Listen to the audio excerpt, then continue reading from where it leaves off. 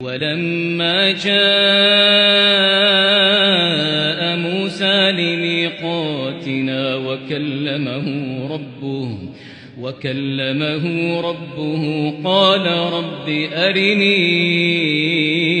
أنظر إليك قال لن تراني ولكن انظر إلى الجبل فإن استقر مكانه فسوف تراني فلما تجلى ربه للجبل جعله دكا وخر موسى صعيقا فلما أفاق قال سبحانك تبت إليك وأنا